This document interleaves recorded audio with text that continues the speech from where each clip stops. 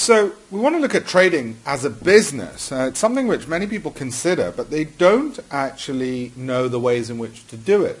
Can you actually start your own small business with a trading account? What I want to do in this video is actually show you some of the logic behind doing that, why undertaking that endeavor may well be worth it.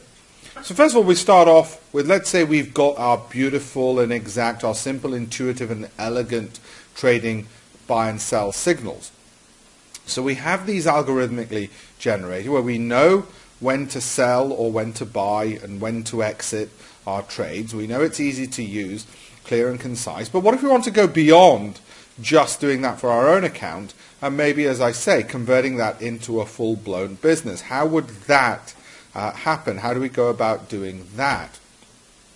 Let me tell you a story then, why we might want to do this. So once upon a time, people trained for a job. They became doctors, lawyers, dentists. Some might even have become models. They saved for a pension, for their retirement, and if they had enough left after bills, they might have gone on holidays. They bought a second rental property for income. Then one day, of course, we realized there were no more jobs for life. Things got outsourced, including our jobs, and credit got crunched. The recession hit. Things got even worse. Prices climbed, inflation, and the stock market fell as well. And of course, as a result of all of that, property crashed, subprime crisis, house price slumped, mortgage markets became weak, and repossessions rose.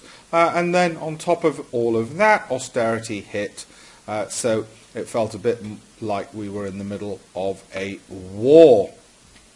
So income basically dried up, and so some just wanted to be their own bosses. They got fed up of being out of control and being in the hands of others and all these bad things happening to them.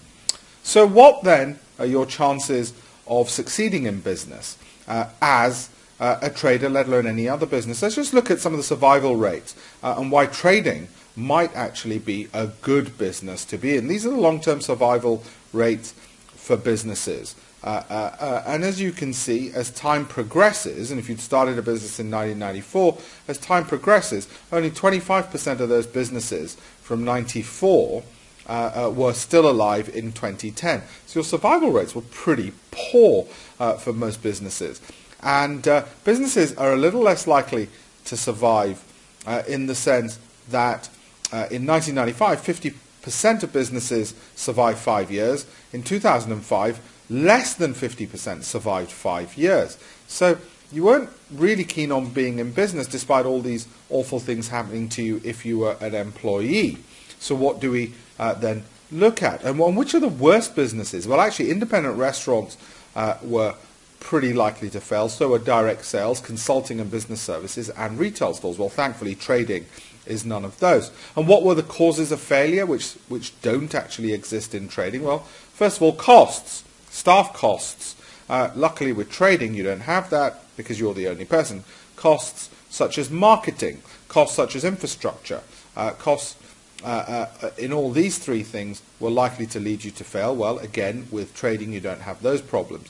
Price competition. Somebody comes along and tries driving down your price. You don't have that problem in trading. New product innovation. Somebody just starts inventing something better and newer. Well, again, in trading, you don't have that. Regulation changes. Your industry's regulations suddenly change and dry up your business. Once again, not an issue for trading. Demand dries up. Maybe all of a sudden people aren't interested in your product. Well, again, with trading, that doesn't happen. And logistics become a problem. If you're having to ship your products, well, luckily with trading, we don't have to do any of that. So the advantages of trading as a business. First of all, let's look at staff costs. Trading has no staff costs. You can eventually hire an assistant if you wish to help you. You could outsource the accountancy work, of course, which is what you may well do. There's no staff training required. There's no employer's liability insurance. There's no statutory paid leave. There's no employer national insurance and no staff pension funds. Either you don't have any of those costs which lead to businesses failing. So you're trading on your own account. The advantages of trading as a business, what about infrastructure then? Given that's one of the key reasons other businesses fail. Well, there's no office, there's no shop, there's no commuting, you just need a computer and the internet. So again, you don't have an infrastructure problem.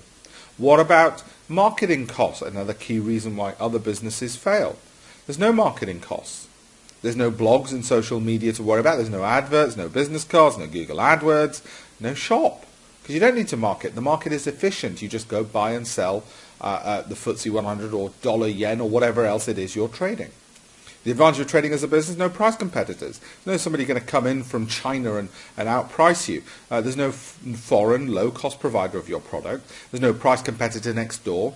There's no supplier price hikes where a supplier like Tesco's or Asda squeezes you. There's no trading platforms price hikes because trading platforms are free. Trading brokerages are commission free. So it's not as if your broker's going to start putting in higher prices. How fantastic is that? Advantage of trading as a business? No new product innovation. It's not like Samsung and Apple fighting all the time, putting in loads of costs in R&D, because FX and indices and commodities never change. They're the same thing. You're buying and selling dollars, or you're buying and selling FTSE, or you're buying and selling a stock. Nothing to make you obsolete, in other words. And all those sunk costs being going down the drain. The other advantage, no credit risk. If your broker goes bust, your account is underwritten by the government. You benefit basically from a government bailout if your broker were to go bust. How good is that? The only time a consumer basically gets protection from a government bailout. Trading as a business, another great thing, no demand risk. There's always a buyer on the global market for whether it's sterling, dollar, FTSE 100. There's no price haggling, discounts, or sales offers, all those clever things that shops have to do to try and get your interest, because the price is up there. It's on the screen all the time. That's why these markets are the most efficient and effective in the world, as you would expect. There's no logistics. There's no free delivery, because there's no warehouse, no storage, no delivery, no instant execution problems, because you click a button and it is done instantly. You move on to the next deal. There's no commissions to your broker. There's no middlemen sales fees. So you don't have any of the problems that any traditional business has. The other advantages of trading, low costs. You need a Dell computer or computer, fast, allow multiple monitors. Well, you can buy that from Dell for about £450. Or you can add an extra monitor from Samsung, costs about £100 to your existing PC. So what's your cost? Between £100 to £450. Fast broadband. You've probably got that already, so no additional cost. Those are the key reasons to look at trading as a business.